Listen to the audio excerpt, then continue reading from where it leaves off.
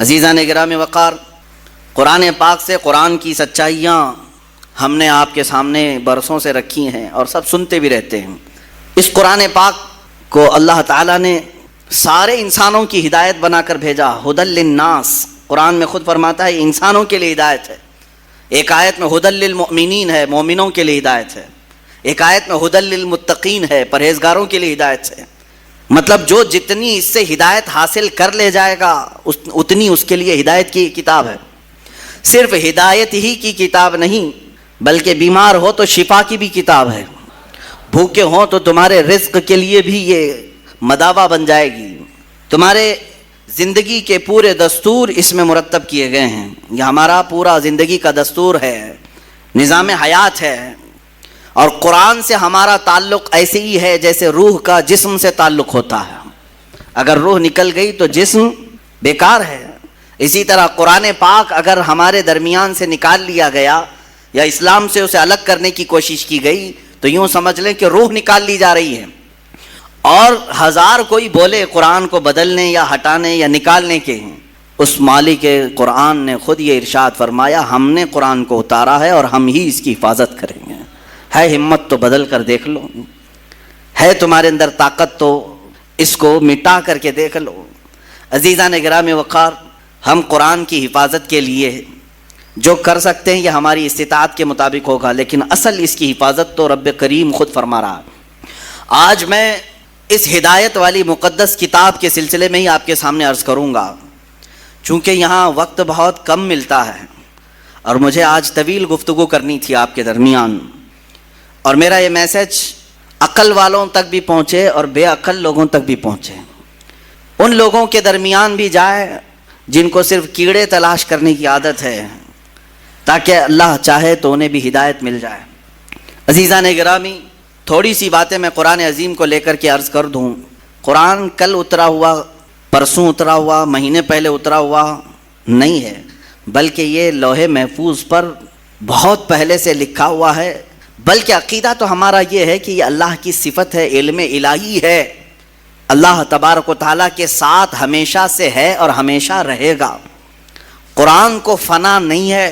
قرآن آپ کس کو سمجھتے ہیں؟ یہ جو ورق میں جو لکھا ہوا ہے اس کو مصحف کہتے ہیں، مصحف۔ قرآن جو در حقیقت ہے وہ اللہ کا علم ہے، وہ ہمیں نظر بھی نہیں آئے گا۔ وہ جو علم الہی کو الفاظ میں جامہ پہنایا گیا اور اس کو ورق پر لکھا گیا تو ہم نے اس کو اٹھایا ہے، جو چھو سکتے ہیں ہم اس کو مصحف کہتے ہیں۔ اصل قرآن تک تو کسی کا ہاتھ پہنچ ہی نہیں سکے گا، مٹانے کی بات تو چھوڑیں، وہ علم الہی ہے، اللہ رب العزت کا علم ہے۔ قرآن عظیم کو اللہ تبارک و تعالیٰ نے نازل فرمایا اس رسول پاک کے قلب اطہر پر جو کائنات کے سب سے اعلیٰ افضل رسول ہیں، افضل انسان ہیں، اشرف الرسل ہیں، میرے رب ذوالجلال کے سب سے پیارے حبیب ہیں۔ اور قرآن نے خود کہا ہے نزل بہ الروح الامین علی قلبک لتکون من المنذرین، یہ روح الامین کے ذریعے سے اتارا گیا ہے، جبرائیل امین کے ذریعے سے اے رسول آپ کے قلب اطہر پر اتارا گیا ہے تاکہ آپ اللہ سے ڈرنے والے ہوں۔ اب توجہ چاہتا ہوں، قرآن اللہ رب العزت کا علم ہے، اتارنے والے لے آنے والے جبرائیل امین ہیں، جس پر اتارا گیا وہ محمد الرسول اللہ ہیں صلی اللہ تعالیٰ علیہ وسلم۔ ان ذوات کی بات میں کر رہا ہوں، نہ کوئی اللہ رب العزت کے شان تک کوئی پہنچ سکے گا، نہ اس کے متعلق برا بھلا کہہ کر کے اس کی شان میں کوئی کمی کر سکے گا، نہ اللہ تبارک و تعالیٰ کو کوئی ضرر پہنچا سکے گا، نہ جبرائیل امین تک کوئی پہنچ سکے گا، نہ ہی محمد الرسول اللہ صلی اللہ علیہ وسلم تک۔ اور جب ان تین کے ذریعے سے اللہ رب العزت نے قرآن اتارا جبرائیل کے ذریعے سے میرے آقا صلی اللہ علیہ وسلم کے قلب اطہر پر، تو قرآن جو رسول پاک کے سینے پر اترا وہ اتنا محفوظ اتارا گیا ہے، اتنا محفوظ کہ صبح قیامت تک ہزار مشینیں، ہزار کمپیوٹر، ہزار انٹرنیٹ لے کر کے بھی اس میں رد و بدل نہیں کر سکیں گے، نہیں بدل سکیں گے۔ آپ سوال کر رہے ہوں گے کیا اس میں بڑی بات ہے؟ آج تو ایک خبیث مردود، ایک گندی نالی کا کیڑا جس کو سنگھیوں نے پال رکھا ہے، نام تو مسلمان رکھا وسیم نام، لیکن ہے در حقیقت وہ سنگھیوں کا ایک بنگی، اس نے یہ قرآن کو الگ چھاپنے کی کوشش بھی کی اور آیتیں حذف کر کے 26 آیتیں ایک نیا قرآن شائع کرنے کی بات کیا. پہنچا کیا تمہارے پاس قرآن؟ کسی کے پاس آیا ہے قرآن؟ اس کے گھر والے بھی نہیں پڑھ سکے ہوں گے. اس کو شاید ہو سکتا ہے پوری انٹرنیٹ کی دنیا مدد کرے, ایپلیکیشن بنانے والی آئی ٹی ٹیم بھی مدد کر کے دے دے. میرا چیلنج ہے اس کی موت تک بھی یہ اس کا بنایا ہوا ایپلیکیشن چل نہیں سکے گا. یہ کیا سمجھتا ہے کہ پہلی مرتبہ یہ بہت بڑی ڈینگ مار لیا, بہت بڑا اس نے تیر مار لیا؟ اس سے پہلے بھی بہت سارے لوگ آئے اور قرآن پاک کی تحریف اور تبدیل کی کوششیں کرتے رہے, لیکن چونکہ مولا نے جب یہ کہہ دیا ہے کہ ہم ہی اس کی حفاظت کرنے والے ہیں. اور ایک آیت میں تمہیں بتا دوں, اتنی پاورفل آیت ہے, 15ویں پارے کی آیت. رب تعالیٰ فرماتا ہے قُلْ لَئِنِ اجْتَمَعَتِ الْإِنسُ وَالْجِنُّ عَلَىٰ أَن يَأْتُوا بِمِثْلِ هَذَا الْقُرْآنِ لَا يَأْتُونَ بِمِثْلِهِ وَلَوْ كَانَ بَعْضُهُمْ لِبَعْضٍ ظَهِيرًا. اے رسول آپ فرما دیں, سارے جنات سارے انسان مل جائیں اور ایک دوسرے کی مدد کریں اور سب مل کر کے چاہیں کہ میرے اس قرآن کی طرح بنا لیں تو ہرگز وہ بنا نہ سکیں گے. اتنا پاورفل چیلنج ہے, نہیں بنا سکیں گے. تم نکالنے کی کوشش تو کیے, دوسرا بنا کر کیوں نہیں لا سکے آج تک؟ خرابیاں ڈھونڈنے کی تو کوشش کیے, ایک اور قرآن کیوں نہیں بنا سکے آج تک؟ اس کے میسیجز کیا تم سمجھتے ہو عربوں کی طرح القاریہ ما القاریہ وما ادراک ما القاریہ؟ ایک سورے کو دیکھ کر کے کچھ عرب کے شاعروں نے بنا لیا تھا الفیل ما الفیل وما ادراک ما الفیل خرطومہ طویل. اس آیت کے وزن پر انہوں نے بھی سوچا ہم بھی بنا لیں گے, لیکن وہ خود ہی ہنس پڑے بنا کر. ان کو خود ہی لگا کیا بھدا ہم نے بنایا ہے. القاریہ ما القاریہ اس کا معنی ہی کچھ اور ہے, دل دہلا دینے والی. وہ قیامت کے متعلق ہے. کیا دل دہلانے والی؟ تم کیا جانو کہ کیا ہوتی ہے دل دہلانے والی؟ وہ قیامت کے منظر کو اللہ بیان فرما رہا ہے سورہ قاریہ میں. اور اس کے بدلے میں کچھ عرب کے جاہل شعراء بہت پیسے لے کر بنا کر لائے تھے کہ ہم بھی اسی ٹائپ کا کچھ بناتے ہیں. اور بنایا کیا؟ الفیل ملفیل وما ادراک ملفیل, ہاتھی تم کیا جانو ہاتھی, خرطومہ طویل اس کی سونڈ لمبی ہوتی ہے, اس کی پونچھ چھوٹی ہوتی ہے. اور اس کے بعد پھر ہنسنے لگے, یہ کون سی سورہ ہے, یہ کون سی سورہ بنی؟ وہ خود اپنی بنائی ہوئی چیز پر ہنس پڑے اور پھر پھاڑ کے پھینک دیا. میرے عزیزو, عرب والے جو عربی کے بڑے بڑے بلیغ اور فصیح تھے, ان کے درمیان میرے آقا صلی اللہ علیہ وسلم نے صرف 3 آیتیں لکھ کر کے چیلنج کیا تھا. خانہ کعبہ پر پہلے شاعروں کے شعر لٹکائے جاتے تھے, کیونکہ عرب میں اس وقت لٹریچر کا دورہ تھا. جو سب سے اچھا شعر لکھتا وہ خانہ کعبہ کے دروازے پر لٹکایا جاتا, اور جب کوئی دوسرا اس کا جواب لکھتا تو یہ پہلا والا نکال دیا جاتا, پھر نیا والا لگایا جاتا تھا. مقابلہ ہوتا تھا. یہ مقابلہ کئی سال تک چلا, کئی دنوں تک چلا. جب قرآن پاک کی 3 آیتیں میرے آقا صلی اللہ علیہ وسلم نے لے جا کر کے لگایا, انا اعطیناک الکوثر فصلی لربک وانحر ان شانئک هو الابتر. 3 ہی چھوٹی آیتیں ہیں, چھوٹی آیتیں, اور قرآن پاک کی سب سے چھوٹی سورہ بھی ہے. اتنا ہی لے جا کر کے میرے آقا صلی اللہ علیہ وسلم نے خانہ کعبہ کے پاس لٹکا دیا. اب عربوں کو تکلیف ہوئی کہ اس کا جواب تو ہونا چاہیے. شاعروں کو بلاؤ, پیسے دے کر کے بلایا گیا, آؤ اس کا جواب دو. بہت سارے آئے, دیکھے, کیونکہ اس کا جواب لکھنا معمولی نہیں تھا. یہ ہے تو چھوٹی سورہ, لیکن معنی کے اعتبار سے ہر آیت میں ایک سمندر موجود ہے. اس کے مفاہیم, اس کے ترجمے کرنے بیٹھ جائیں, ہر لفظ کا ایک بہت ہی بلیغ معنی ہے, فصیح معنی ہے. تو ایک بہت بڑا شاعر آیا, اس نے کہا میں جواب لکھ دیتا ہوں. اس نے اس کے نیچے اپنی جانب سے لکھ دیا ما ھذا کلام البشر, اسی کے وزن پر لکھا اس نے, انا اعطیناک الکوثر فصلی لربک وانحر ان شانئک هو الابتر. اتنا لکھا تھا, نیچے اس نے جا کر کے لگا دیا ما ھذا کلام البشر. وہ کہتا ہے میں اس کا جواب یہ لکھتا ہوں, یہ بشر کا کلام ہو ہی نہیں سکتا, یہ کسی انسان کا کلام ہو ہی نہیں سکتا. اس کے بعد پھر یہ خانہ کعبہ پر یہ لٹکانے کا سلسلہ بھی بندی ہو گیا. آخری مرتبہ قرآن کی وہی سورہ لگائی گئی اور آج تک پھر دوبارہ کوئی چیلنج کے لیے لا نہیں سکا. عزیزان گرامی, میں تم سے یہ کہنا چاہتا ہوں کہ تمہارے ہاتھوں میں جو قرآن مقدس ہے اس کو معمولی نہ سمجھو. یہ اللہ رب العزت کی سب سے اخیر میں آنے والی کتاب, سب سے عظیم اسباق لی ہوئی کتاب، جس کے اندر اللہ نے زمانے ماضی کے قصص بھی بیان کیے، احکام شرعیہ بھی بیان کیے، آنے والے حالات بھی بیان کیے، تمہاری زندگیوں کی کامیابیوں کے راز بھی بیان کیے، لوگوں کے تباہ ہونے کے اسباب بھی بیان کیے، لوگوں کے معاشی حالات کیسے صحیح ہوں اس کے طریقے بھی بیان کیے، تمہارے اخلاق کیسے درست ہوں یہ تمام نکات بھی بیان کیے۔ یہ قرآن پاک ذخیرہ ہے علوم کا۔ میں نے اس سے قبل شاید 1 سال پہلے قرآن مقدس کے متعلق تقریباً بہت ساری چیزیں گھیر کر کئی علوم کو بیان کیا تھا کہ سائنس کی کتنی فیکلٹیز اس کے اندر سے نکلتی ہیں۔ ایمبریالوجی کو قرآن پاک سے بتایا گیا ہے، بچہ پیدا ہونے کے جو یعنی مراحل ہوتے ہیں 9 مہینے، آج جا کر ڈاکٹروں نے جو بتایا ہے، پہلے نطفہ ہوتا ہے، پھر علقہ ہوتا ہے، پھر مضغہ ہوتا ہے، یہ کس طرح سے بنتا ہے، پروسیس کیا ہے، قرآن پاک نے ایمبریالوجی کا پورے تھیسس اس میں بیان کر دیے تفصیل کے ساتھ۔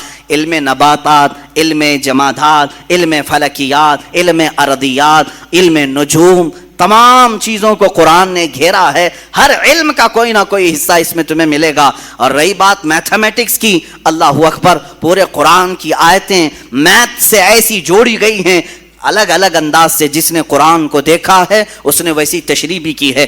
جانتے ہیں آپ، یہ 1400 سالوں سے قرآن دنیا کی سب سے زیادہ پڑھی جانے والی کتاب ہے۔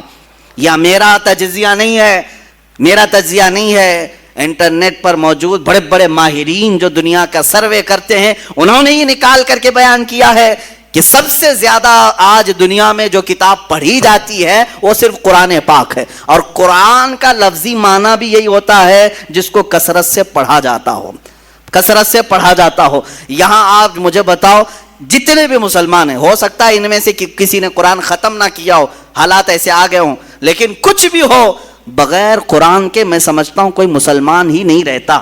قرآن پاک میں کلمہ طیبہ بھی ہے، لا الہ الا اللہ محمد الرسول اللہ۔ اگر وہ اتنا بھی پڑھتا ہے تو گویا کہ قرآن کی 2 آیتیں اسے معلوم ہیں۔ اگر وہ نماز پڑھتا ہے، سورہ فاتحہ آتی ہے، اس کا مطلب ہے وہ قرآن پڑھتا ہے۔ قل هو اللہ احد اس کو آتی ہے، اس کا مطلب ہے وہ قرآن پڑھتا ہے۔ انا اعطیناک الکوثر اسے آتی ہے، اس کا مطلب ہے وہ قرآن پڑھتا ہے۔ اتنا قرآن پڑھنے والے تم کروڑوں مسلمانوں کو دیکھو گی، کروڑوں مسلمان ہیں۔ ان کے علاوہ کچھ وہ مسلمان ہیں الحمدللہ جن کو اللہ تعالیٰ نے یہ توفیق بخشی ہے، کوئی 3 دن میں 1 ختم قرآن کرتا ہے، کوئی ہفتے میں ختم قرآن کرتا ہے، کوئی مہینے میں ختم قرآن کرتا ہے، کوئی سال میں ختم قرآن کرتا ہے، کئی تو ایسے ہیں جو دن میں ختم قرآن کرتے ہیں۔ اور اللہ تعالیٰ نے ایسے چند اشخاص کو بھی پیدا کیا۔ صرف امام اعظم ابو حنیفہ رضی اللہ تعالیٰ عنہ رمضان المبارک میں 61 ختم قرآن کیا کرتے تھے، دن میں 1، رات میں 1، اور پورے رمضان کی تراویح میں 1۔ اس طرح سے تقریباً 61 قرآن آپ کے ختم ہوتے تھے۔ یہاں تک کہ روایات میں بتایا گیا ہے جہاں امام اعظم ابو حنیفہ آرام فرما رہے ہیں، جہاں آپ کی قبر ہے آج بغداد میں، اس جگہ پر آپ نے 4000 ختم قرآن کیے ہیں۔ قرآن کو سب سے زیادہ پڑھا جاتا ہے دنیا میں، سب سے زیادہ پڑھا جاتا ہے۔ میں آپ کو ابھی ماضی قریب کا ایک واقعہ بتا دوں۔ قرآن پاک میں مشغول ہونے والے ایسے بزرگ ہیں۔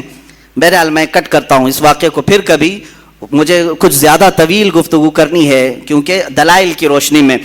میں آج عرض یہ کرتا ہوں کہ اللہ تعالیٰ نے اس کو یاد کرنے کے لیے بھی آسان بنایا، صرف پڑھنے کے لیے نہیں، یاد کرنے کے لیے بھی آسان بنایا۔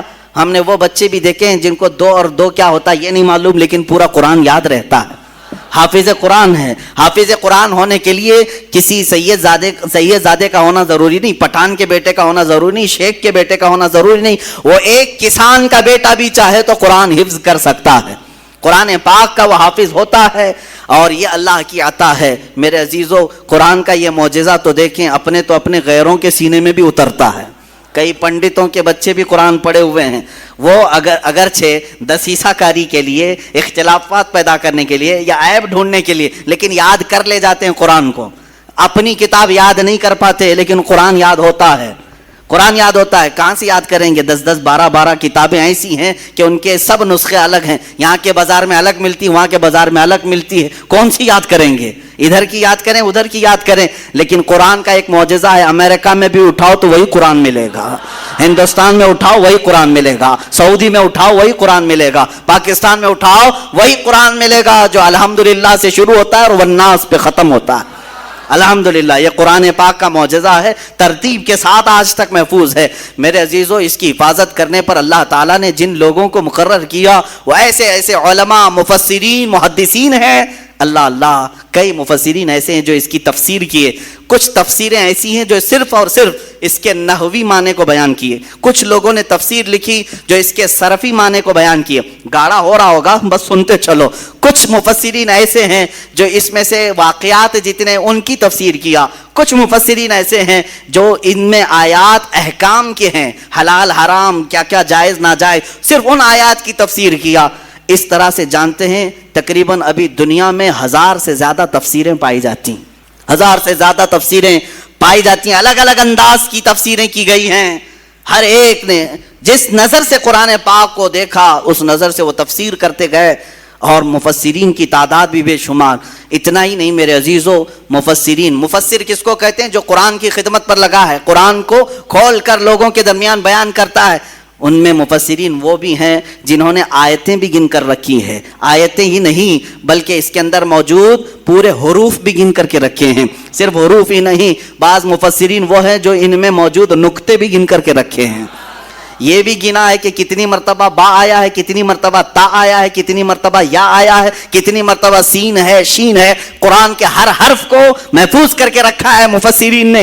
یہاں تک میں آپ کو بتاؤں، عقل حیران ہوتی، آج تک کسی کتاب پر اتنی خدمت نہیں ہوئی۔ ان مفسرین کی تربتوں پر لاکھوں سلام۔ انہوں نے یہ تک لکھ دیے کہ قرآن میں کتنے زبر ہیں، کتنے زیر ہیں اور کتنے پیش ہیں، یہ تک بھی لکھ دیا۔ زبر کی تعداد کتنی، زیر کی تعداد کتنی، پیش کی تعداد کتنی، سورے کتنے ہیں، یہ تو موٹی موٹی بات ہے، ہر ایک کو معلوم ہے۔ 114 سورے ہیں، 540 رکوع ہیں، 30 پارے ہیں، منزلیں 7 ہیں، یہ سب تو موٹی موٹی باتیں تقریباً مسلمانوں کو معلوم ہے۔ لیکن مفسرین نے اس کے نقطے، حروف، زبر، زیر سب جمع کر کے رکھ لیا۔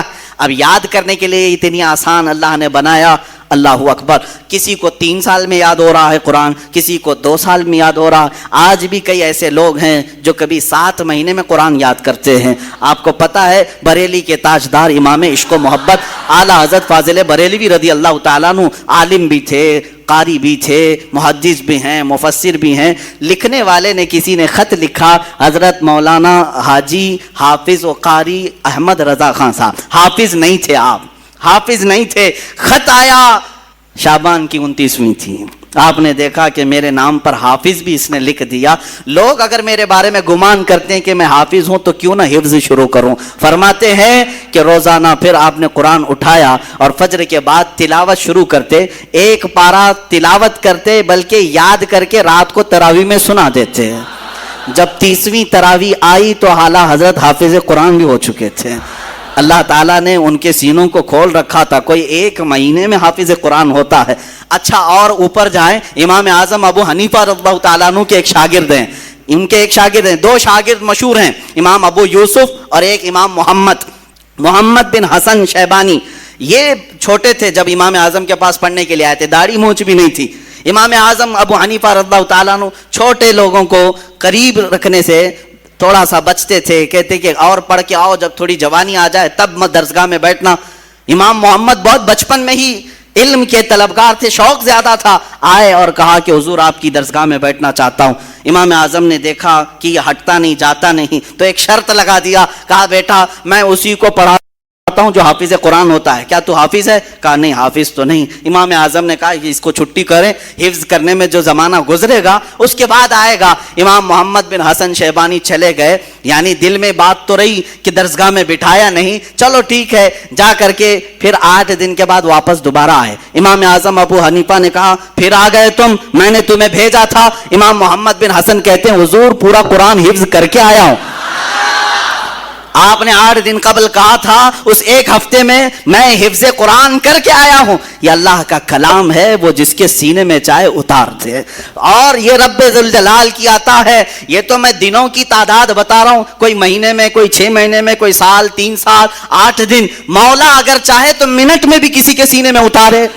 یہ اس کا کرم ہے. ذالک فضل اللہ یؤتیہ من یشاء. وہ اللہ کا فضل ہے, وہ جسے چاہے عطا فرمائے. عزیزان گرامی وقار, قرآن کے بارے میں ہم مسلمانوں کا عقیدہ وہی ہے جو صحابہ اکرام کا عقیدہ رہا, جو تابعین کا عقیدہ رہا. ہم قرآن کو ہر کتاب سے فوقیت دیتے ہیں, ہر کتاب سے.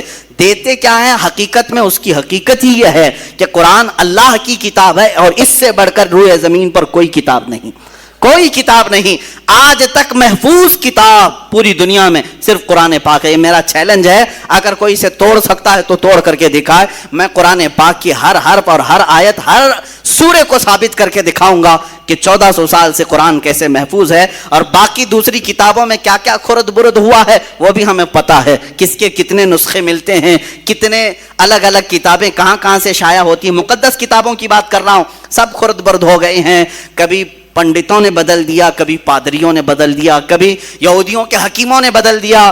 جیسے جیسے موقع آتا رہا وہ اپنی مقدس کتابوں کو بدلتے رہے. قرآن ایک ایسی کتاب ہے جس کو اللہ تعالیٰ نے ہر ایک کے ہاتھ سے محفوظ رکھا ہے, کوئی اس کو بدل نہیں سکا. اب آؤ اصل موضوع پر میں آ جاتا ہوں, اس لیے کہ شاید یہ وقت بھی ناکافی ہو جائے گا. آج اس بات کو نوٹ کر کے چلے, میں جواب دے رہا ہوں. جن لوگوں کو قرآن کی 26 آیتوں سے تکلیف ہے, میں وہی 26 آیتیں پھر سے تلاوت کرتا ہوں تاکہ تمہاری تکلیف اور بڑھے اور بڑھے, اور مومنوں کے دل میں نور اور زیادہ ہو. کیونکہ قرآن کی آیت ہے, ہم سنیں گے ایمان بڑھتا ہے. میرے آقا نے فرمایا ایک حرف پڑھو گے تو 10 نیکیاں. کتنے؟ ایک حرف پڑھو تو 10 نیکیاں. اب یہ 26 آیتوں میں میں نے کاؤنٹ نہیں کیا کتنے حرف ہیں, اب کاؤنٹ کریں گے تو ہزاروں نیکیاں ہیں, اور مومنین کے لیے یہ ثواب ہی ہے. اور ان لوگوں کے لیے اگر تکلیف ہے تو اعلیٰ حضرت کا وہ شعر میں عرض کر کے آگے بڑھتا ہوں. فاضل بریلوی رضی اللہ تعالیٰ عنہ فرماتے ہیں دل آدھا کو رضا تیز نمک کی دھن ہے. میں سمجھاتا ہوں, اعلیٰ حضرت کے اشعار بھی اچھے اچھوں کو نہیں آ پاتے, پلے نہیں پڑھ پاتے ہیں, لیکن میں بھی کوئی بہت بڑا عالم نہیں ہوں. بزرگوں سے, اساتذہ سے جو سنا اشعار یا تشریح وہ آپ کے سامنے منتقل کرتا ہوں. اعلیٰ حضرت فرماتے ہیں دل آدھا کو رضا تیز نمک کی دھن ہے, کچھ اور ذرا چھڑکتا رہے خامہ تیرا. مطلب یہ ہے دل آدھا, دشمنوں کے دل کو تیز نمک کی دھن ہے. تیز نمک پایا جاتا ہے. تیز نمک کیا ہوتا ہے؟ یہ نمک زبان پر رکھو گے تو 2 گھنٹے جلتی رہے گی زبان. ایک تیز نمک ہوتا ہے, وہ تیز نمک جلدی کوئی چکھتا نہیں. لیکن اعلیٰ حضرت فرماتے ہیں کچھ دشمن ایسے ہیں ہمارے, ان کو تیز نمک کھانے کی عادت ہے, ان کو تیکھا تیکھا کھانے کی عادت ہے. تو پھر تم انہیں میٹھا میٹھا کیوں کھلاؤ گے؟ کچھ اور ذرا چھڑکتا رہے خامہ تیرا. اعلیٰ حضرت اپنے بارے میں فرمائے, خامہ کہتے ہیں قلم کو, احمد رضا تمہارا قلم اور تھوڑا سا نمک چھڑکتا رہے تاکہ ان کو تیز کھانے کی جو عادت ہے وہ ملتی رہے. آج اگر 26 آیتیں کسی کو کچو کے لگاتی ہیں, پیٹ میں مروڑ پیدا کرتی ہیں, تکلیف دیتی ہیں, تو ہم اعلیٰ حضرت کے اسی شعر کی برکت سے اور تلاوت کریں گے اور تلاوت کریں گے. میں اپنی تقریر کے اخیر میں یہ عرض ضرور کہوں گا کہ یہ 26 آیتیں میں نے اس کو پورا ایک بینڈ بنایا ہے, ایک کتاب انشاءاللہ العزیز شائع بھی ہوگی اور ہر گھر میں تقسیم بھی ہوگی. تم بھی پڑھو, ان تک بھی پہنچاؤ تاکہ یہ آیتیں بار بار دیکھیں اور پھر وہ محسوس کریں جنہیں ہم حذف کرنے کی کوشش کر رہے تھے, وہ آج ان چھوٹے مسلمانوں نے گھر گھر تک پہنچا دیا ہے. آیتیں پڑھتا ہوں, شروع میں تھوڑی سا آپ کو لگے گا کہ ترجمہ سننے کے بعد کہ کیا واقعی ایسی آیتیں ہیں جس کو کہتے ہیں آتنکواد کو بڑھاوا دیتی ہیں, دہشت گردی کو بڑھاتی ہیں یہ آیتیں, ٹیررزم کو بڑھاتی ہیں یہ آیتیں. ان کو یہ لگتا ہے کہ قرآن کی یہ آیتیں ٹیررزم کو بڑھاتی ہیں. اللہ اکبر, یہ ایک بکواس ہے, ایک پروپیگنڈا ہے, یہ سب کو معلوم ہے, لیکن انہیں سیاست جو کرنی ہے اس لیے ہمیں جواب بھی دینا پڑ رہا ہے. باقی قرآن کی اس دفاع کی ضرورت بھی نہیں ہے. قرآن اپنی حقانیت سے صبح قیامت تک باقی رہے گا, باقی رہنے والا ہے, کچھ بھی کر لیں گے. میں آپ کو بتاؤں, ٹیررزم بڑھتا ہے, دہشت گردی بڑھتی ہے, آتنکواد بڑھتا ہے. اس کے لیے ایک واقعہ مجھے یاد آتا ہے. یہ عراق اور شام کی جنگوں کے بیچ میں ہمارے ایک ساتھی نے بتایا تھا کہ ایک عیسائی پادری تھا, وہ اپنی 2 بیٹیوں کے ساتھ سفر پر جا رہا تھا, جن کو آتنکواد کہتے ہیں نا, آتنکوادی. وہ راستے میں گن وغیرہ لے کر کھڑے تھے, بظاہر شکل تو مسلمانوں کی تھی, مسلمان لگ رہے تھے, راستے میں روک لیا اور وہ غیر مسلم کو مار رہے تھے یا جو بھی کر رہے تھے. یہ ٹیررسٹ ہوتے کون ہیں؟ دہشت گرد ہوتے کون؟ آتنکواد ہوتے کون ہیں؟ توجہ چاہتا ہوں. اس عیسائی پادری کو انہوں نے روک لیا, چیکنگ شروع کی, چیک کیا اس کی گاڑی کو, اس کے بعد پوچھا بتاؤ تم مسلمان ہو یا مسیح ہو, کیا ہو؟ اس نے کہا میں مسلمان ہوں. اس عیسائی پادری نے کیا کہا؟ میں مسلمان ہوں. تو سامنے جو کھڑے تھے گن وغیرہ لے کر کے کہا کہ اچھا چلو ٹھیک ہے, اگر مسلمان ہو تو قرآن پڑھ کے بتاؤ. تو یہ پادری, اس کے پاس بائبل تھی, بائبل رکھی ہوئی تھی, وہ اٹھایا اور اس میں سے پڑھنے لگا. کچھ جگہ سے پڑھا اور سامنے والوں نے کہا اچھا ٹھیک ہے جاؤ, تو مسلمان ہو, آگے جاؤ. چھوڑ دیا. اس کی بیٹیاں اس سے پوچھنے لگیں بابا یہ کیا کیا تم نے؟ ان لوگوں کے سامنے کہا میں مسلمان ہوں اور بائبل پڑھ کے بتایا کہ قرآن پڑھ رہا ہوں. اس عیسائی نے بہت اچھا جواب دیا تھا, کہا کہ بیٹا مجھے معلوم ہے یقین کے ساتھ کہ یہ جو کھڑے تھے یہ قرآن پڑھے ہوئے لوگ نہیں تھے, قرآن پڑھے ہوئے لوگ نہیں تھے. اگر قرآن پڑھے ہوئے ہوتے تو راستہ روک کر کسی کی گردن پر بندوق نہیں تانتے. مجھے یقین تھا کہ یہ کسی اور کے پالے ہوئے ٹٹو ہیں, ان کے پاس کچھ بھی پڑھو تو یہ سمجھیں گے قرآن ہے. حقیقت یہی ہے میرے عزیزو. ٹیررزم یا آتنکواد اور دہشت گرد جس کو کہا جا رہا ہے, میں یقین کے ساتھ کہتا ہوں انہیں لاؤ اور قرآن کی آیتیں پڑھوا کر کے دکھاؤ, نہیں پڑھ پائیں گے. ان کو تو خریدا گیا ہے یا پالا گیا ہے یا جس طرح سے بنایا گیا ہے. بلکہ آپ کو میں کہوں آج بھی ویب سائٹس پر موجود ہے. امریکہ کی ایک بہت بڑی لیڈر ہے, لیڈی ہے, اس نے خود لکھا ہے کہ القاعدہ کو ہم نے بنایا تھا, ہم نے تیار کیا تھا, وہ اپنے مقاصد کے لیے اس نے تیار کیا. یہ باضابطہ موجود ہے, یہ کوئی لفاظی نہیں ہے. اور دنیا جانتی ہے, پڑھے لکھے لوگ بھی جانتے ہیں کون ان کو تیار کر رہا ہے, کون بنا رہا ہے, افغانستان کے حالات کس نے خراب کیے تھے, سب پتہ ہے, پوری دنیا کی سیاست ہے. اب جن لوگوں کو یہاں ہندوستان میں اب تکلیف شروع ہوئی ہے کہ یہ 26 آیتیں قرآن سے حذف کر دی جائیں, مدرسوں میں یہ پڑھاتے ہیں جس کی وجہ سے آتنکواد بڑھتا ہے, دہشت گردی کو فروغ ملتا ہے. میں ان سے پہلے یہ آیتیں پڑھ کر کے سناؤں گا, اس کے بعد جواب میں کیا دینے والا ہوں وہ انتظار کریں. جواب میں ہو سکتا ہے آپ یہ سمجھیں گے کہ آپ ڈیفینس کریں گے, نہیں اس کا مطلب ایسا نہیں ویسا نہیں. میں ایسا کچھ نہیں بتانا چاہتا, میں کچھ نہیں کہوں گا. قرآن کی آیت پڑھتا ہوں, جواب میں جو بتاتا ہوں توجہ سے سنیں. آیت نمبر 1 قرآن پاک کی, جس پر ان کو تکلیف ہے. سنلقی فی قلوب الذین کفروا الرعب بما اشرکوا باللہ ما لم ينزل به سلطانا ومأواهم النار وبئس مثوى الظالمین. اللہ فرماتا ہے, کنز ایمان کا ترجمہ میں ہر جگہ کرتا رہوں گا, توجہ. کوئی دم جاتا ہے کہ ہم کافروں کے دلوں میں رعب ڈالیں گے, کافروں کے دلوں میں رعب ڈالیں گے کہ انہوں نے اللہ کا شریک ٹھہرایا جس پر اس نے کوئی سمجھ نہ اتاری, اور ان کا ٹھکانہ دوزخ ہے, اور کیا برا ٹھکانہ نا انصافوں کا. اس آیت میں تکلیف کس بات کی ہے ان کو؟ تکلیف کس بات کی ہے؟ اس بات کی ہے کہ یہ اللہ تمہارا کہہ رہا ہے کافروں کے دلوں میں مسلمانوں کا رعب ڈالے گا, رعب ڈال کر کے رکھے گا, ہم سب کو ڈرائے گا تمہارا اللہ. یہ آیت نمبر 1. دوسری آیت جس سے ان کو تکلیف ہے, جو قرآن سے نکالنے کی بات کرتے ہیں, سپریم کورٹ تک بھی گئے نا یہ, ہاں سپریم سے بھی اوپر اگر کہیں اور بھی ہے تو وہاں تک بھی جائیں. وَدُّوا لَوْ تَكْفُرُونَ كَمَا كَفَرُوا فَتَكُونُونَ سَوَاءً فَلَا تَتَّخِذُوا مِنْهُمْ أَوْلِيَاءَ حَتَّى يُهَاجِرُوا فِي سَبِيلِ اللَّهِ فَإِن تَوَلَّوْا فَخُذُوهُمْ وَاقْتُلُوهُمْ حَيْثُ ثَقِفْتُمُوهُمْ حَيْثُ وَجَدتُّمُوهُمْ وَلَا تَتَّخِذُوا مِنْهُمْ وَلِيًّا وَلَا نَصِيرًا. وہ تو یہ چاہتے ہیں کہ کہیں تم بھی کافر ہو جاؤ جیسے وہ کافر ہوئے ہیں, تو تم سب ایک سے ہو جاؤ, تو ان میں کسی کو اپنا دوست نہ بناؤ جب تک اللہ کی راہ میں گھر بار نہ چھوڑیں.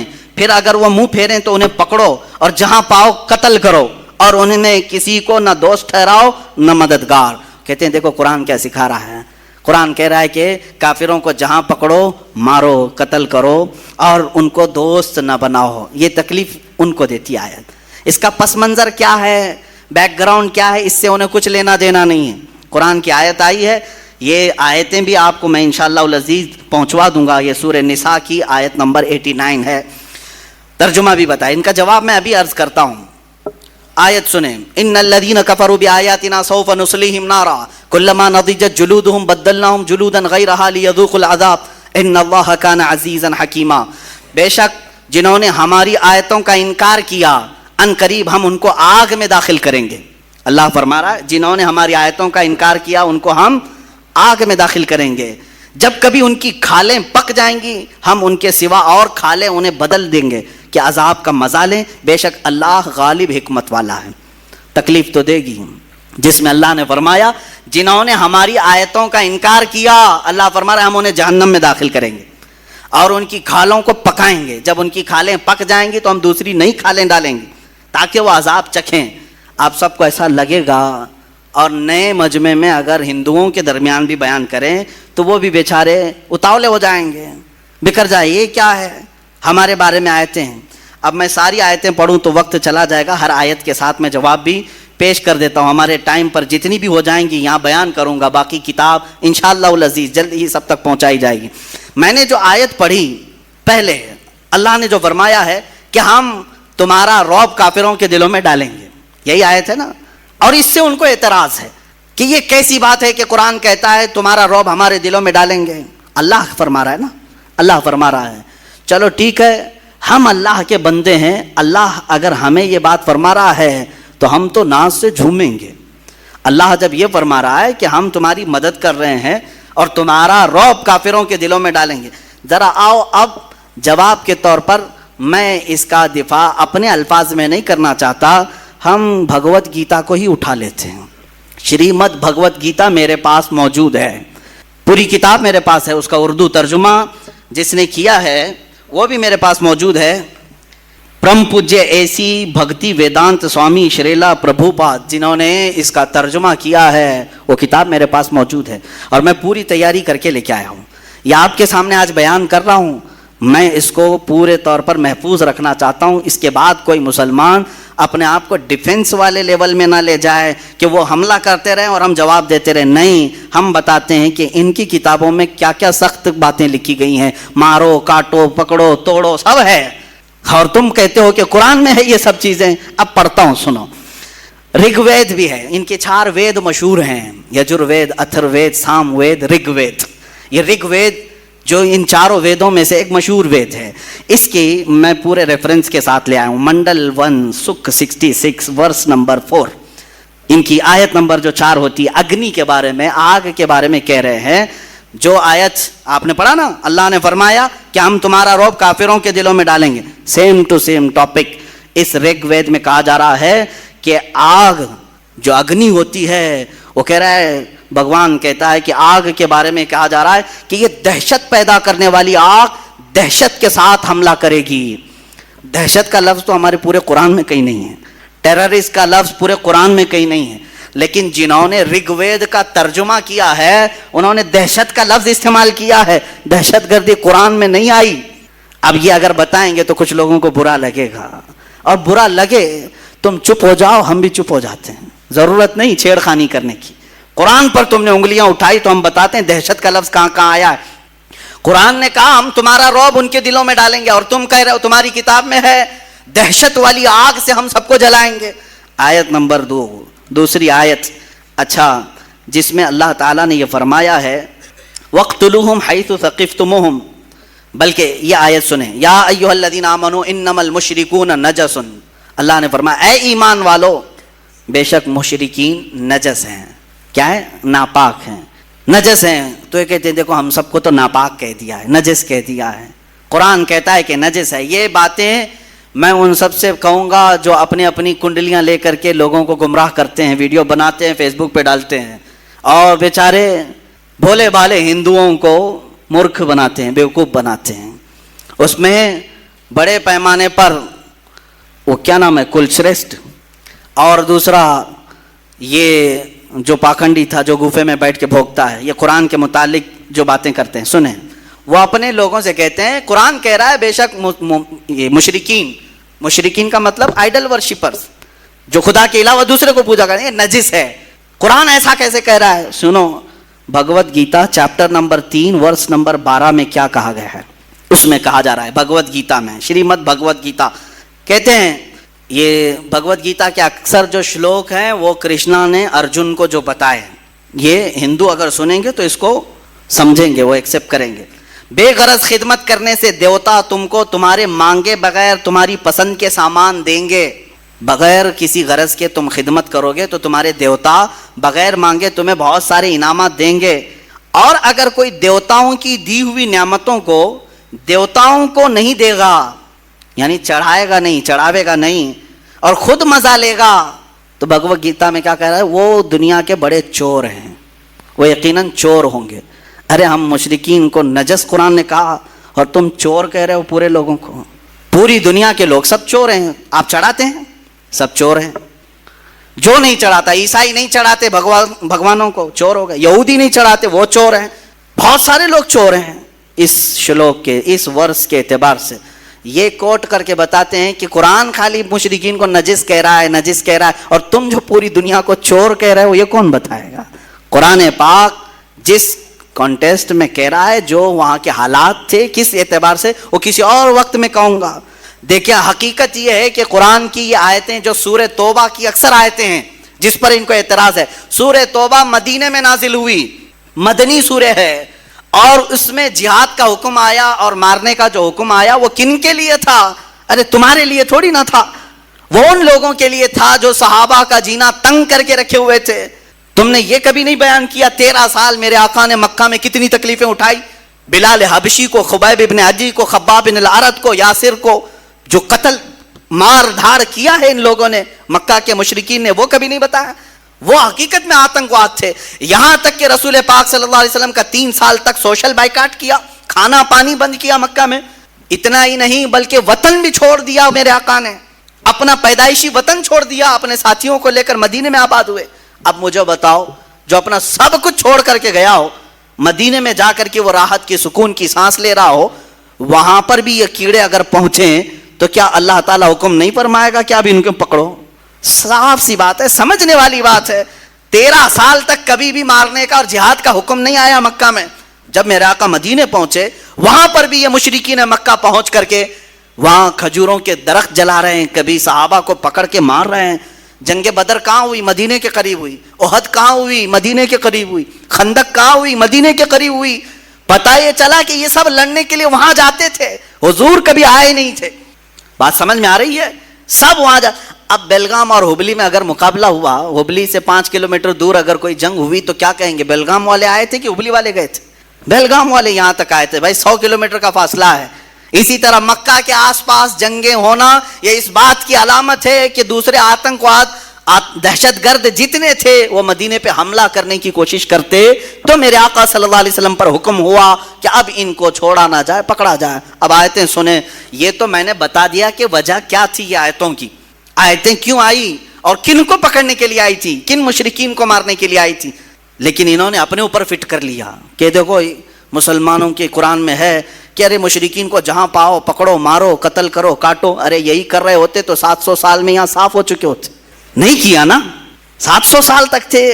یہ آیت کیونکہ ہر حاکم کو بھی معلوم ہے اور ہر عالم کو بھی معلوم ہے کہ یہ آیت مشرکین مکہ کے بارے میں نازل ہوئی تھی، مشرکین مکہ کے بارے میں جنہوں نے بہت ستایا، پریشان کیا، گھر بار لوٹا ہے۔ ارے یہاں آیتیں دوسری بھی ہیں قرآن میں، اللہ نے یہ فرمایا جو تمہیں گھروں سے نہیں نکالے، جو تمہارے ساتھ دشمنی نہیں کیے، ان کے ساتھ تم اگر دوست بن کر رہتے ہو تو کوئی حرج نہیں ہے، کوئی حرج نہیں ہے۔ آج ہم یہاں اسی طرح رہ بھی رہے ہیں، لیکن کچھ لوگ زبردستی زہر ڈال رہے ہیں یہ بتانے کے لیے کہ دیکھو اب ان کی کتاب میں ہے، ان کے مدرسوں میں یہی پڑھایا جاتا ہے کہ یہ جہاں پاؤ پکڑو، مارو، قتل کرو۔ اگر مدرسوں میں پڑھنے والے 1 لاکھ سے زیادہ عالم ہیں یہاں ہندوستان میں، کیا یہ ہر جگہ پکڑ کے مار رہے ہیں، قتل کر رہے ہیں لوگوں کو؟ نہیں، الحمدللہ دہشت گرد اور آتنکواد سے ہمیں نفرت ہے۔ ہم جو لڑیں گے تو وہ سینہ بسینہ مقابلہ کریں گے انشاءاللہ العزیز، وقت آئے گا آمنے سامنے مقابلہ کیا جائے گا۔ آیت سنو، آیت کے بعد پھر ان کے کتاب میں بھی جو موجود ہے، اللہ تعالیٰ نے فرمایا یا ایھا الذین آمنوا قاتلوا الذین یلونکم من الکفار ولیجدوا فیکم غلظہ۔ اس آیت کو لے کر کے جو تکلیف ہے، اور جب تم زمین میں نہیں، آیت کا ترجمہ میں بتاؤں گا تو آپ کو سمجھ میں آ جائے گا۔ وَاقْتُلُوهُمْ حَيْثُ ثَقِفْتُمُوهُمْ وَأَخْرِجُوهُمْ مِنْ حَيْثُ أَخْرَجُوكُمْ وَالْفِتْنَةُ أَشَدُّ مِنَ الْقَتْلِ۔ یا آگے تک آیت ہے، ترجمہ سنو۔ اور کافروں کو جہاں پاؤ مارو اور انہیں نکال دو جہاں سے انہوں نے تمہیں نکالا تھا، اور ان کا فساد تو قتل سے بھی سخت ہے، اور مسجد حرام کے پاس ان سے نہ لڑو جب تک وہ تم سے وہاں نہ لڑیں، اور اگر تم سے لڑیں تو انہیں قتل کرو، کافروں کی یہی سزا ہے۔ یہ آیت درد دیتی ہے، تکلیف دیتی ہے۔ دیکھو جہاں پاؤ مارو، قتل کرو، قرآن یہی کہہ رہا ہے، قرآن یہی کہہ رہا ہے۔ تو اب ہم بتاتے ہیں قرآن یہ کہہ رہا ہے تو پھر گیتا کیا کہہ رہی ہے؟ Shrimad Bhagavad Gita chapter 4 verse number 78, इसमें ये कहा जा रहा है साधुओं, कृष्णा जो है वो कहते हैं कि मैं कब कब आता हूँ सुनो। कहते हैं साधुओं की हिफाजत करने के लिए और गुनहगारों को नीस तो नाबूद करने के लिए और धर्म को कायम रखने के लिए मैं अलग अलग अंदाज में अवतार लेता हूँ। कौन कह रहा है? कृष्णा कह रहे हैं। मैं नीस तो नाबूद करने के लिए आता हूँ। किसको? जो गुनहगार हैं उनको नीस तो नाबूद करेंगे कृष्णा जी, और साधुओं की हिफाजत करेंगे, और जो धर्म को नहीं मानता उसको ख़त्म करने के लिए अलग अलग अवतार में आएंगे। यहाँ नहीं मिल रहा है तुमको कि भाई वो सीधे कृष्णा जी उतर के ख़त्म करने आ रहे हैं। तुम क्या जवाब दोगे? वही इंशाअल्लाह हम भी बाद में जवाब देंगे। कुरान कहता है, कुरान की जो आयत है जिसमें इनको ये तकलीफ़ है, हाँ, या अय्युहल्लज़ीना आमनू, बड़े मज़े की बात, या अय्युहल्लज़ीना आमनू ला तत्तखिदुल यहूद वन नसारा औलिया। अल्लाह फरमाता है ईमान वालों, यहूदियों को ईसाइयों को दोस्त न बनाओ। ये दोस्त का तर्जुमा करते हैं, औलिया का मतलब हकीकत में देखा जाए तो सिर्फ दोस्ती मुराद नहीं, बल्कि उनको सारे इख्तियारात मत दो। ये असल मसला है, क्योंकि मदीने में जब सहाबा गए थे तो वहाँ यहूदी भी थे, ईसाई भी थे, वो छुपे हुए दुश्मन थे और जा करके मुशरिकीन और दुश्मनों की मदद करते थे। तो कुरान में अल्लाह ने फरमाया ईमान वालों तुम बचे रहो इनके साथ, कि तुम जा करके इनको राजें बताओगे, अपने सारे माल असबाब की सब राज बताओगे तो ये जाके दुश्मनों को बताएंगे। इसलिए अल्लाह ने क्या फरमाया, इनसे दोस्ती मत रखो, इनको पूरा इख्तियार मत दो। लेकिन ये 1400 साल के बाद आज वावेला मचा रहे हैं। देखो कुरान तो कह रहा है दोस्ती मत करो। अरे यहूदियों से दोस्ती नहीं करना है, ईसाइयों से दोस्ती नहीं करना है, और काफिरों से दोस्ती नहीं करना है। कुरान तो सिर्फ दुश्मनी सिखा रहा है, दोस्ती नहीं सिखा रहा है। अच्छा, कुरान दोस्ती नहीं सिखा रहा है, दुश्मनी सिखा रहा है। तो हम देखते हैं फिर यहाँ जो वेद हैं और दूसरी किताबें, विष्णु पुराण, इनकी पुराण भी हैं बहुत सारी, और एक किताब है अपस्थमा धर्मशास्त्र, जिसमें 2128 में एक उनका वर्ष है, एक आयत है। क्या कह रहे हैं सुनिए। किताबें भी मिल जाएंगी, इंटरनेट पर भी मिल जाएंगी, मेरा कहा हुआ सब रिकॉर्ड भी मौजूद होगा। कहा जा रहा है एक चंडाल यानी दलित को, चंडाल कहते हैं दलित, शूद्र को हाथ लगाना भी गुनाह है। अरे हम दोस्ती करने को मना कर रहे हैं, यानी कुरान के बारे में क्या कह रहे हैं, यहूदियों से और ईसाइयों से दोस्ती ना करो। इतनी बात पर तुम वावेला मचा रहे हो। और यहाँ तो पुराण में कहा जा रहा है कि दलित और शूद्र को हाथ लगाना भी गुनाह है। हाथ भी मत लगाओ, क्यों? इंसान नहीं है वो? दलितों को सुनाओ। और उसको बात करना, उसे देखना भी गुनाह है। अपस्थमा किताब का नाम, धर्मशास्त्र 2128 इसमें मौजूद है। हाथ लगाना भी गुनाह है, उसे देखना भी गुनाह है। और एक वर्ष है उनके अंदर, उसाना संहिता, इसमें चैप्टर नंबर 2 वर्ष नंबर 46, एक मलिच और चंडाल से बात करने के बाद, अब सुनो, मलिच किसको कहते हैं? मलिच ये दूसरा बाहर से आए हुए आदमी को मलिच कहते हैं। यानी हम मुसलमान भी मलिच हो गए इनके नजदीक, ये कहते हैं ना बाहर से आए हुए, तो हमारे बारे में भी यही बात आएगी। अब पुराण में और भगवत गीता में और दूसरी किताबों में क्या क्या सिखाया जा रहा है ये कोई नहीं बोलता। ये भी लेकर के कभी सुप्रीम कोर्ट जाओ, ये भी लेकर के जाओ कि भाई यहाँ पर भी तो बहुत ज्यादा सख्ती की बात आई है, चंडाल को, शूद्र को हाथ लगाना भी मना कहा जा रहा है, ये तो भेदभाव खत्म किया जा रहा है। कोई गया नहीं सुप्रीम कोर्ट। अब सुनने के बाद हो सकता है कोई चला जाए। एक मलिच और चंडाल से बात करने के बाद, या किसी ऐसी औरत से बात करने के बाद जिसको उसके शोहर ने छोड़ दिया, क्या है धर्म में देखें क्या हुक्म है। चंडाल से बात करो, शूद्र से बात करो, या किसी औरत से हाथ मिला लिया जिसको उसके शोहर ने छोड़ दिया है, बात किया, या पेशाब पखाने को टच किया, तीनों बराबर है। पेशाब पखाने को टच किया तो कहा जा रहा है कि आदमी को अपना मुंह अच्छे से धो लेना चाहिए। शूद्र को पकड़ के आया, ऐसी औरत से बात करके आया जिसका शोहर ना हो, या पेशाब पखाने को टच किया तो उसे चाहिए कि पूरा मुंह धो ले, खुली करे। हमने तो कभी ये नहीं कहा। यहाँ कुरान ने सिर्फ ये कहा था यहूदी और ईसाइयों को अपना राजदार मत बनाओ, वावेला मचाया, और तुम तो टच करने को भी मना कर रहे हो, पेशाब पखाने के बराबर औरतों को भी बना दिया। इसके बारे में नहीं जाते कि ये सख्त आयत है, ये भी मुकद्दस किताबों से इसको भी निकालना चाहिए। पैदा करो किसी वसीम गुंडे को। विष्णु पुराण बुक नंबर 3 चैप्टर नंबर 18, ये विष्णु पुराण, इसमें एक वाक्य लिखा हुआ है। देखें वाक्य, भेदभाव कौन करता है सुने। साताध्रुव बादशाह का एक नाम है, साताध्रुव। साताध्रुव नाम का एक बादशाह था, उसने एक बड़ा गुनाह कर लिया था। ये किताब में विष्णु पुराण में ये मौजूद है। क्या गुनाह कर लिया था? तवज्जो, بادشاہ نے گناہ یہ کر لیا تھا کہ ایک کافر سے بات کیا تھا.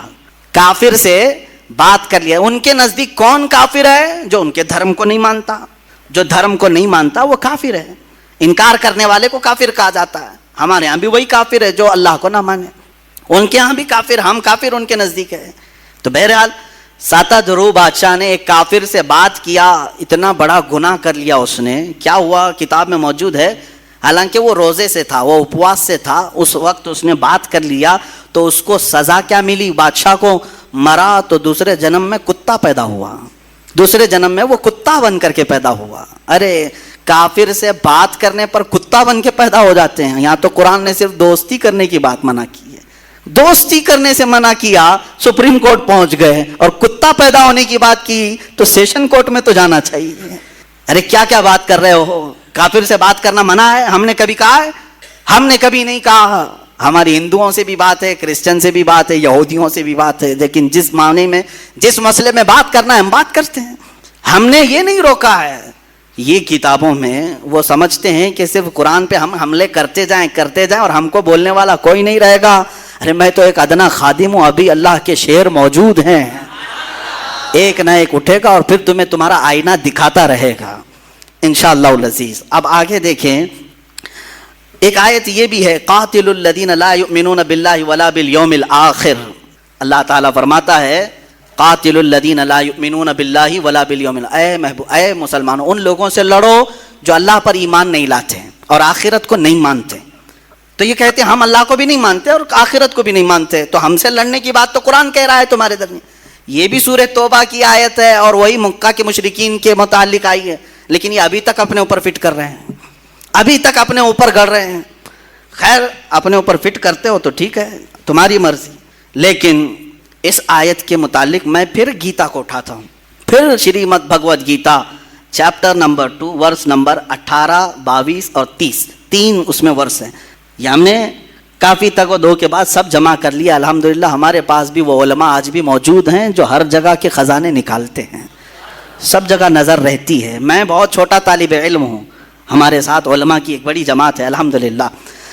گیتا میں کرشنا ارجن سے کہتا ہے, آیت ذہن میں ہے نا, اللہ نے فرمایا ان لوگوں سے لڑو جو اللہ کو نہیں مانتے اور آخرت پر ایمان نہیں رکھتے, ان سے لڑو, جنگ کرو.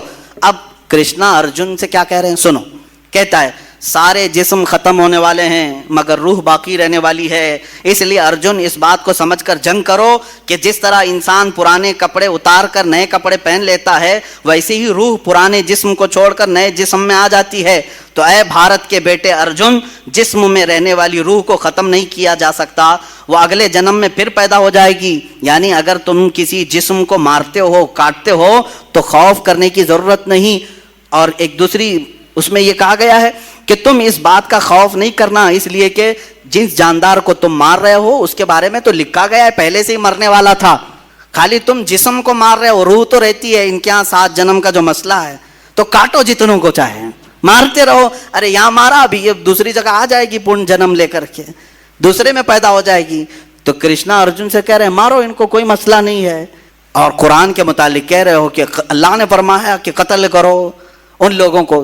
گیتا میں بھی وہی چیز ملے گی آپ کو, سیم کانٹیسٹ, سیم چیزیں ہم نکال کر کے. یہ ابھی کچھ ہی چیزیں ہیں, تلاش کریں گے تو ہو سکتا ہے بہت ساری چیزیں ملیں گی.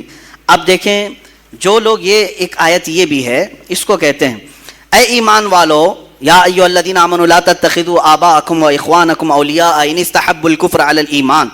اے ایمان والو, اپنے باپ اپنے بھائیوں کو دوست نہ رکھنا. تمہارے لیے بھی حکم ہے, ہمارے لیے بھی. اپنے باپ بھائیوں کو دوست نہیں رکھنا اگر وہ ایمان چھوڑ کر کافر ہو جائیں. الحمدللہ ہم آج بھی یہی کریں گے نا. ہاں ہمارا عقیدہ یہی ہے, نبی سے ہو جو بیگانہ اسے دل سے جدا کر دے, پدر مادر برادر جان و مال ان پر فدا کر دے. ہمارا عقیدہ یہ ہے, نبی سے جو ہو بیگانہ وہ ہمارا ہو نہیں سکتا. اور قرآن کہہ رہا ہے تمہارے باپ بھائی وغیرہ اگر ایمان کو چھوڑ کر کفر کو پسند کرتے ہیں تو دوست مت رکھو ان کو, ان کے ساتھ دوستی مت رکھو, ورنہ کیا ہوگا, تمہارے ساتھ بھی چھیڑ چھاڑ کریں گے اور الگ معاملات ہوں گے. بہرحال اب گیتا میں بھی ایسا ہی کچھ ملتا ہے. Chapter number 1 verse number 26. Krishna Arjun کو جنگ پہ ابھارنے کے لیے کہہ رہے ہیں. کرشنا بھگوان ہے, ارجن جو وزیر ہے یا جو بھی ہے, جنگ کرنے کے لیے، اور ارجن جنگ نہیں کرنا چاہ رہا ہے. تو کرشنا جی کیا کہہ رہے ہیں؟ ارجن کیوں جنگ نہیں کرنا چاہ رہا تھا؟ یہ آپ پڑھیں گے بھگوت گیتا وغیرہ کے مطالعے کے بعد پتہ چلتا ہے کہ ایک جنگ ہوئی تھی پانڈووں اور کوروں کے بیچ میں. تو پھر ارجن نے دیکھا دونوں ٹیم میں کون ہے، اس کے دشمنوں کی ٹیم میں کون کون ہے. اس کے دونوں طرف دیکھ کر کے ارجن دیکھا ٹیم بی ہو یا ٹیم اے ہو، جو دشمنوں کی ٹیم تھی، اس میں ارجن کا باپ بھی ہے، دادا بھی ہے، استاد بھی ہے، ماموں بھی ہے، بھائی بھی ہے، بیٹے بھی ہیں، دوست بھی ہیں، سسرا بھی ہے، اور اچھا چاہنے والے بھی ہیں. یہ سب دشمنوں کی ٹیم میں کھڑے ہیں اور ارجن ادھر ہے. اور پھر اب کرشنا جی کہتے ہیں اٹھو جنگ کرو، اٹھو جنگ کرو، اس لیے کہ ان کی محبت تمہارے اوپر غالب نہ آئے، جنگ کرو. ارے میاں، یہاں تو قرآن نے صرف باپ اور بھائی کا ذکر کیا کہ اگر وہ ایمان چھوڑ کر کفر کو اختیار کریں تو دوستی نہ کرو. اور کرشنا تو جنگ کرا رہے ہیں باپ سے بھی، دادا سے بھی، سسرے سے بھی، بیٹے سے بھی، بھائی سے بھی، استاد سے بھی، سب ہے بھگوت گیتا میں. یہ آیت نہیں نظر آئی جس میں یہ کہا گیا ہے ارجن کو کہ تم مخالفت میں، اگر تمہارا باپ بھی آئے، دادا بھی آئے، بیٹا بھی آئے، بھائی بھی آئے، استاد بھی آئے، ماموں بھی آئے، سب آئے، جنگ کرو، لڑو، اٹھو. یہ چیز تو گیتا میں بھی ہے. یہ کوئی کیوں نہیں کہتا کہ یہ آیت پڑھنے کے بعد کوئی آتنکوادی بن سکتا ہے، کوئی اپنے ماموں کے خلاف ہی تلوار لے سکتا ہے اور سسرے کے خلاف پہلے لے سکتا ہے. ہاں، یہ پڑھنے کے بعد تو ایسا لگے گا ارجن کو جب سسر کے خلاف کھڑے ہونے کے لیے کرشنا جی نے کہا ہے تو پھر اس پر ہم کیوں نہیں عمل کریں، کیونکہ سسرا ہی تو لا کر کے ہمارے گھر میں رکھا ہوا ہے. آیت اور کئی آیتیں ہیں، وقت ختم ہونے آیا ہے. میں اس کو آج اس لیے آپ کے سامنے رکھا کہ تم ڈیفنس والے لیول میں نہ جاؤ، دفاع کرنے کے معاملے میں نہ جاؤ کہ قرآن نے ایسا نہیں کہا، ویسا نہیں کہا. میاں، ان کی کتابوں میں بھی سیم چیزیں ہیں. وقت ہوتا تو پھر بائبل اور تورات وغیرہ ان دوسری کتابوں کو جو مقدس مانا جاتا اس سے بھی لایا جاتا، لیکن آج معاملہ یہاں پر ہندوستان میں ان کے ساتھ ہے اور یہ سمجھتے ہیں کہ ہمارے ہاں ایسا کچھ بھی نہیں ہے، صرف قرآن میں ہے، صرف قرآن میں ہے. میں نے جتنی آیتیں پڑھی قرآن کی اور اس کے مقابل میں جتنے ورس اور جتنے چیپٹر بھگوت گیتا کے، ابھی منوسمرتی کا تو حال ہی الگ ہے. منوسمرتی جو ہے یہ تو بہت خطرناک کتاب ہے، خطرناک کتاب ہے. اس کو 2-3 مرتبہ انہوں نے بدل دیا، پھر بھی ابھی بھی جا کے خطرناک ہے. ابھی بھی جا کے اس میں جو لکھا گیا ہے یہ دیکھیں. قرآن میں ایک آیت ہے ملعونین اینما ثقفوا اخذوا وقتلوا تقتیلا، یعنی منافقوں کے بارے میں کہا ہے اللہ تعالیٰ نے کہ لعنت کیے ہوئے لوگ ہیں، جہاں ان کو پاؤ پکڑو مارو. یہ آیتیں پکڑو مارو والی ان کو بہت تکلیف دیتی. کس کے لیے کہا گیا ہے؟ جنگ ہو رہی ہے، دشمن بھاگ جا رہا ہے یا دسیسہ کاری کر رہا ہے تو اس کو کیا چھوڑ دیں گے آپ؟ ارے انڈیا کے بارڈر کو کراس کر کے کوئی دشمن داخل ہو جائے، کیا انڈیا کی حکومت اعلان نہیں کرے گی جہاں پاؤ پکڑو اس کو؟ نہیں اعلان کرے گی کہ ایک بارڈر کراس کر کے گھس آیا ہے ہمارے اسٹیٹ کے اندر، جہاں ملے ارے پوسٹر بھی لگاتے ہیں، ایسی شکل والا کہیں دکھے تو فوراً پکڑو، پکڑنے کا حکم تو آتا ہے. لیکن وہ پوسٹر لے کر کے کیا ہم سب کے گھروں پہ پھرتے رہیں گے؟ ہر ایک کو پکڑنے کا گورنمنٹ نے کہہ دیا ہے، پکڑو مارو. ارے بھائی خاص آدمی کے لیے کہا ہے جو بارڈر پہ گھس کر کے آیا. اسی طرح قرآن نے ان خاص لوگوں کے لیے کہا ہے جو اسلام کی جڑیں کاٹنے پر لگے تھے. تو ملعونین کا جو لفظ آیا، کہتے ہیں دیکھو لعنت کرتے ہیں قرآن میں، ہمارے اوپر لعنت کرتے ہیں. یہ تو منافقین کے لیے کی گئی ہوئی آیت ہے، لیکن پھر بھی آپ کو میں بتا دوں گیتا میں چیپٹر نمبر 16 ورس نمبر 9 میں کہتے ہیں جو لوگ گیتا کی بات نہیں مانتے وہ شیطانی لوگ ہیں. آیت ہے قرآن میں ملعونین کا لفظ آیا، لعنت کیے ہوئے ہیں، اور بھگوت گیتا میں کہا کہ جو گیتا کو نہیں مانتے وہ شیطانی لوگ ہیں. یہ لوگ روح کو نہیں مانتے، حقیر لوگ ہیں، بیوقوف ہیں، ان کا کام دنیا کو تباہ کرنا ہے. 4 گالیاں دے دیا آپ نے پوری دنیا کو. شیطانی لوگ ہیں نمبر 1، حقیر لوگ ہیں نمبر 2، بیوقوف ہیں نمبر 3، دنیا کو تباہ کرنے والے ہیں نمبر 4. گیتا کو نہیں ماننے والے عیسائی بھی ہیں، وہ بھی بیوقوف ہیں، یہودی ہیں وہ بھی بیوقوف ہیں، اور جتنے چائنیز ہیں وہ بھی بیوقوف ہیں، بدھسٹ جتنے ہیں وہ بھی بیوقوف ہیں. کیونکہ گیتا میں کہا گیا جو گیتا کو نہیں مانتے وہ شیطانی ہیں، بیوقوف ہیں اور دنیا کو تباہ کرنے والے ہیں. یہ سارے لوگ یہ کیوں نہیں بولتے کہ ہم کو گالیاں دے رہی ہے بھائی کتاب؟ ہم نے آج تک سپریم کورٹ میں پوچھا بھی نہیں کہ یہ شیطانی لوگ ہم کو کہا جا رہا ہے، بیوقوف کہا جا رہا ہے، اس کو نکالو. ہم نہیں جانتے ہیں، ہم نہیں چاہتے، ہمیں ضرورت نہیں. تم پڑھو، تم اپنے پاس رکھو. قرآن ہم پڑھ رہے ہیں، ہم کہاں تمہیں مارنے جا رہے ہیں، کاٹنے جا رہے ہیں. جو زہر پھیلانے کی کوشش کرے گا تو پھر